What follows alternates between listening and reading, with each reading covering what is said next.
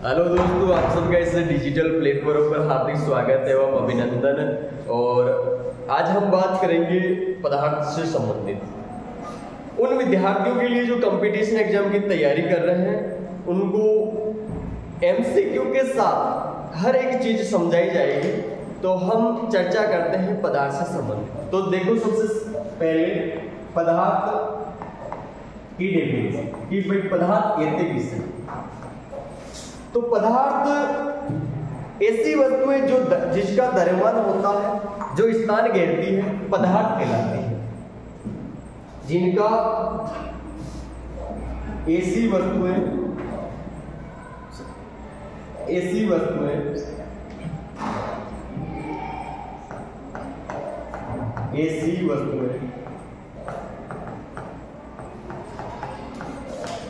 जिनका द्रव्यमान होता है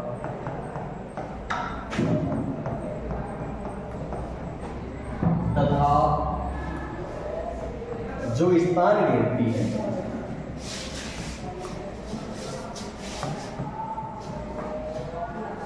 है पदार्थ कहलाती है। आगे में जैसा कि मेरे पास मार्कर है, मैंने मार्कर को रखा, द्रव्यमान है, स्थान घेर रही है, इसका मतलब मार्कर क्या है? पदार्थ।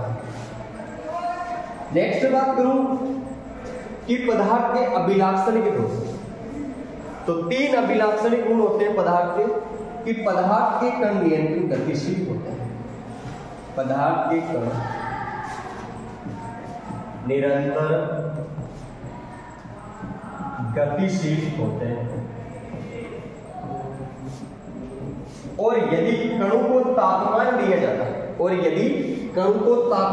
जाता है, तो उनके कणों के अंदर गतिज ऊर्जा में क्या होती है? वृद्धि होती है। उदाहरण के लिए तुम देख सकते हो, बंद रूम के अंदर यदि मैं जलती हुई अगरबत्ती ले जाता हूं तो उसकी गंध है वो पूरे रूम के अंदर फैली जाती है। तो मैं कह सकता हूं कि पदार्थ के कण निरंतर क्या होते हैं? गतिशील होते हैं।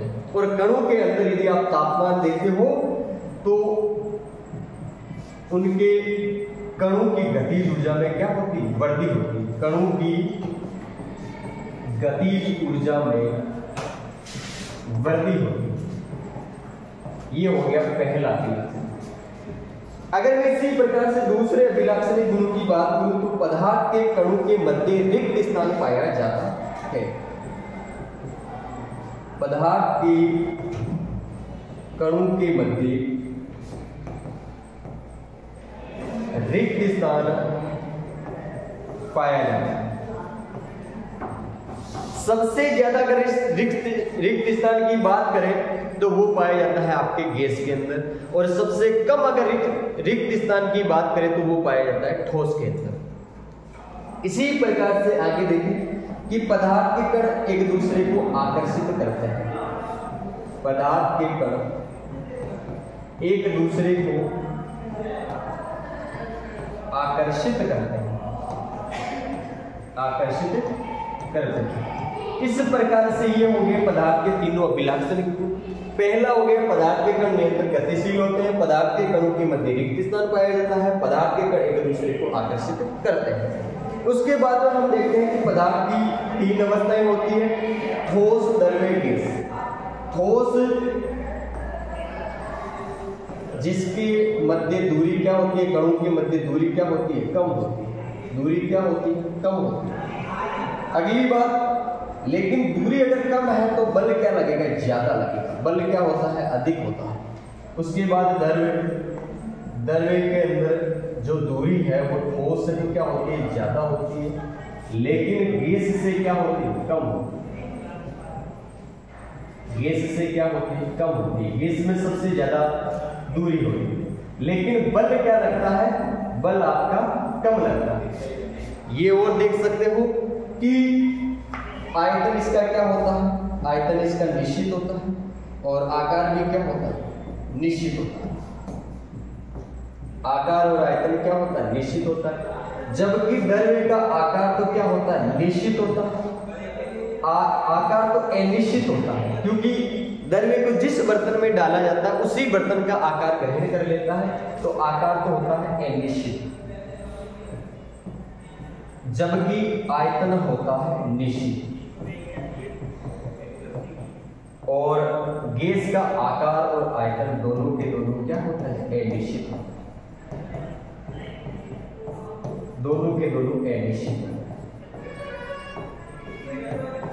घनत्व की बात करूं तो सबसे ज्यादा घनत्व आपके ठोस में होता है, सबसे ज्यादा घनत्व आपके सबसे कम गैस के अंदर और सबसे ज्यादा ठोस के अंदर। संपीड़न की बात करूं तो सबसे ज्यादा दबाने का गुण सबसे ज्यादा गैस के अंदर और सबसे कम ठोस, सबसे कम संपीड़न आपके ठोस के अंदर और सबसे ज्यादा आपके गैस के अंदर। तो ये नॉर्मल चीज है। आगे मैं बात कर रहा हूं पदार्थ के अवस्था परिवर्तन के प्रभाव, और जैसा कि पहला है वो है तापमान परिवर्तन का प्रभाव।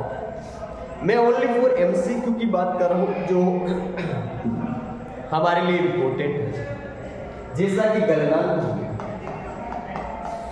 गलनांक किससे कैसे है, गलनांक आपके वह न्यूनतम तापमान, वह न्यूनतम तापमान जिस पर ठोस पिघलकर द्रव्य बन जाता है, क्या कहलाता है, गलनांक कहलाता है। ठोस है वो ठोस पिघलकर द्रव्य बन जाता है, क्या कहलाता है, गलनांक कहलाता है। और गलनांक बर्फ का जो गलनांक है वो होता है आपके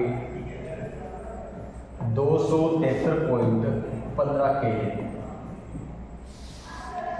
यहां पे और इंपॉर्टेंट बात, ये जो केल्विन है इस बात को समझो, केल्विन है वो तापमान का मात्रा है, तापमान का एसआई मात्रा केल्विन। यहां तक आपने बात को समझ लिया कि गलनांक क्या होता है, वह न्यूनतम ताप जिस पर ठोस पिघलकर द्रव्य बन जाता है गलनांक कहला जाता है। और गलनांक के द्रव का जो गलनांक है वो कितना होता है, 273.15 केल्विन होता है। और केल्विन क्या होता है, तापमान का मात्रक होता है। अब आगे हम बात करते हैं प्रसुप्त ऊष्मा की। आजू ले लो जल्दी कि गलनांक क्या होता है। अब देखो गलनांक के बाद में हम बात करते हैं प्रसुप्त ऊष्मा, ये भी इंपॉर्टेंट है। प्रसुप्त ऊष्मा वेरी इंपॉर्टेंट है। प्रसुप्त ऊष्मा आपने अभी देखा था कि वह न्यूनतम तापमान जिस पर ठोस पिघलकर द्रव्य बन जाता है वो उसका गलनांक कहलाता है। ये देखोगे प्रसुप्त ऊष्मा क्या होती है, वायुमंडलीय दाब पर 1 किलोग्राम ठोस को उसके गलनांक में द्रव्य, गलनांक से द्रव्य में बदलने के लिए जितनी ऊष्मीय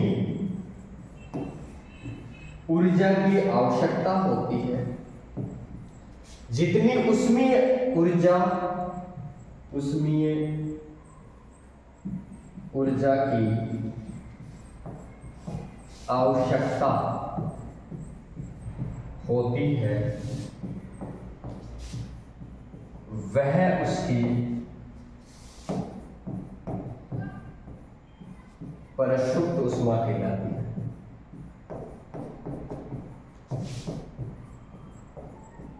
आपने देखा गलनांक के बारे में कि गलनांक क्या होता है, गलनांक होता है वह न्यूनतम ताप जिस पर ठोस पिघलकर द्रव्य बन जाता है। अब देखो वायुमंडलीय दाब पर 1 किलोग्राम ठोस को द्रव्य में बदलने के लिए जितनी ऊष्मीय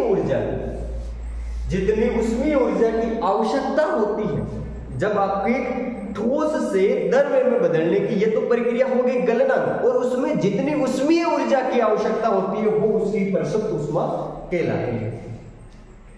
आगे देखोगे क्वथनांक क्या होगा, क्वथनांक देखोगे, क्वथनांक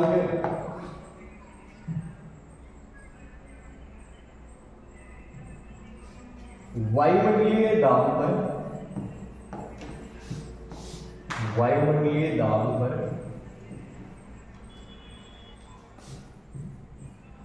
वायुमंडलीय दाब पर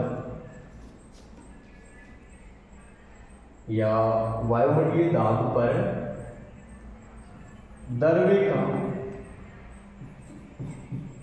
पिघलना या द्रव्य का उबलना क्या कहलाता है, क्वथनांक कहलाता है। वायुमंडलीय दाब पर वह तापमान, वायुमंडलीय दाब पर वह तापमान,